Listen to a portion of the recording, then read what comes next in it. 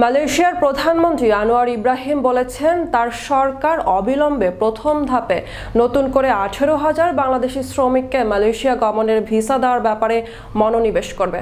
তিনি বলেন, আমরা পুরো ব্যবস্থা নিয়ে আলোচনা করেছি এবং আমরা অত্যন্ত স্বচ্ছ প্রক্রিয়ার মধ্য দিয়ে চলছি। আমাদের শ্রমিক দরকার, কিন্তু তাদের আধুনিক দাস হিসাবে গণ্য করা যাবে না, সেটা বাংলাদেশ বা অন্য কোনো দেশের শ্রমিকই হোক না কেন। বিস্তারিত থাকছে ডেস্ক রিপোর্টে।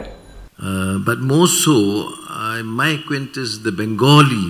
সফররত মালয়েশিয়ার প্রধানমন্ত্রী দ্বিপাক্ষীয় আলোচনা শেষে হোটেল ইন্টারকন্টিনেন্টালে প্রধান উপদেষ্টা প্রফেসর ডক্টর মোহাম্মদ ইউনূসের সঙ্গে যৌথ সংবাদ সম্মেলনের এক প্রশ্নের জবাবে তিনি বলেন, আমরা অত্যন্ত স্বচ্ছ প্রক্রিয়ার মধ্য দিয়ে চলছি।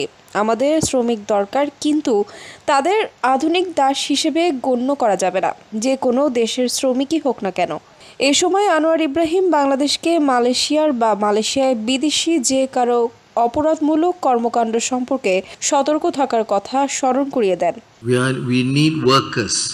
ডক্টর ইউনূস শ্রমিক ইস্যুতে এই ঘোষণা দেওয়ার জন্য বাংলাদেশের জনগণের পক্ষ থেকে মালয়েশিয়ার প্রধানমন্ত্রীর প্রতি কৃতজ্ঞতা প্রকাশ করেন। এর আগে হোটেল ইন্টারকন্টিনেন্টালে দ্বিপাক্ষীয় আলোচনার আগে প্রধান উপদেষ্টা এবং মালয়েশিয়ার প্রধানমন্ত্রী হজরত শাহজালাল আন্তর্জাতিক বিমানবন্দরে সংক্ষিপ্ত একান্ত বৈঠক করেন।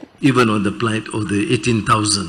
প্রফেসর ডক্টর ইউনূস তার 4 দশকেরও বেশি সময় ধরে একে অপরের পরিচিত উল্লেখ করে বলেন, ঢাকায় তার পুরনো বন্ধুকে স্বাগত জানাতে পেরে তিনি খুবই আনন্দিত।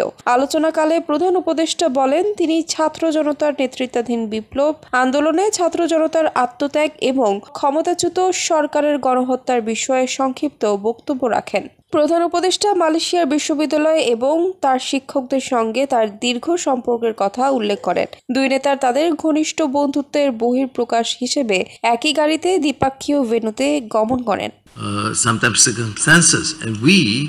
বৈঠকে তারা রাজনৈতিক, বাণিজ্য ও বিনিয়োগের 3টি মূল্য বিষয় নিয়ে আলোচনা করেন।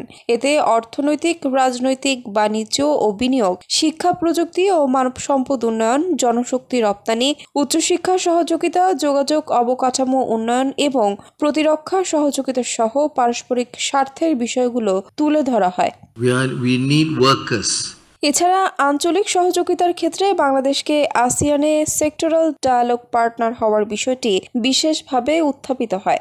মালয়েশিয়া 2025 সালে জানুয়ারি থেকে আসিয়ানে পরবর্তী চেয়ার হতে যাচ্ছে। পরে মালয়েশিয়ার প্রধানমন্ত্রী বঙ্গভবনে রাষ্ট্রপতি মোহাম্মদ শাহাবুদ্দিনের সাক্ষাৎ করেন এবং সেখানে পরিদর্শন বইয়ে স্বাক্ষর করেন। মালয়েশিয়ার প্রধানমন্ত্রী বাংলাদেশে তার সংক্ষিপ্ত সফর শেষ করে সন্ধ্যা 7টায় ঢাকা ত্যাগ করেন।